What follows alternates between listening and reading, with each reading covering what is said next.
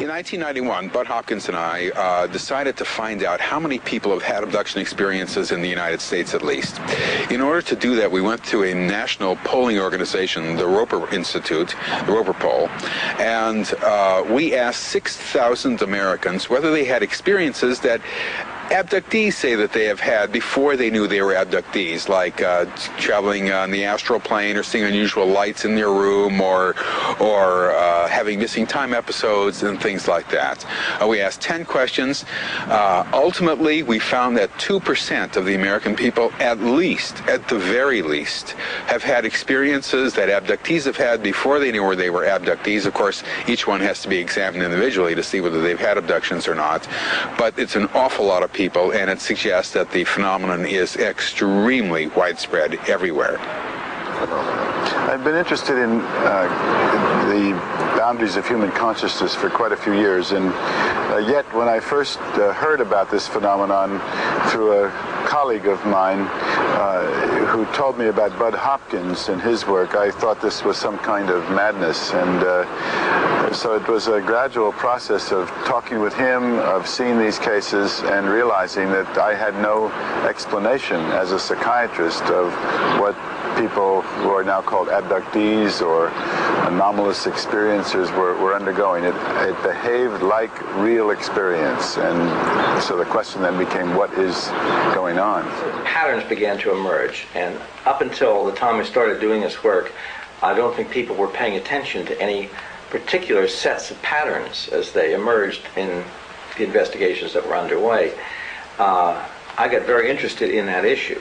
What were the similarities from case to case? Because that helped establish that we were dealing with some kind of rather definite, precise external phenomenon rather than just the complete range of human fantasy. If you've got patterns that are very tight, the idea of fantasy is probably very much weakened at that point. First of all, an abduction can happen to one person or two or three. I've got cases involving 7 people at once. But let's say first a nighttime visitation, which is very typical. Let's say a man and woman are asleep, and the man wakes up. He doesn't know why he's wakened up, and realizes that he's paralyzed and absolutely cannot move. And he's quite terrified, doesn't know what's happening, cannot alert his wife, who seems totally oblivious, sound asleep. We use the term switched off. At some point he becomes aware of a figure in the room, or several figures. Either they approach the bed or they're standing by the window or whatnot. He next finds himself levitating off the bed. He will find himself then floating usually towards the window. Let's say it's a closed window, and he and the small figures float through the closed window. This is not an out-of-body experience. If he looks back to the bed, if he can see back to the bed, he's not in the bed. He's gone. He floats out the window, and there's usually outside some kind of intense light, which functions as some sort of tractor beam or whatever we want to call it, and the person and the figures are floated up into the craft. He floats up into the craft, usually through an opening in the bottom, and finds himself very often immediately on a table without his clothes. Very few people remember the act of either disrobing or being disrobed. He's on a table, and a series of medical procedures, quasi-medical procedures, then are undertaken. They end up very often focusing on the genitals. If it's a male, very often some kind of instrument is placed around the penis. Very often at that point, either painfully or through some kind of induced climax, a sperm sample is taken. Very often probes are inserted in the nostril or ear. There are a series of other procedures that happen very frequently.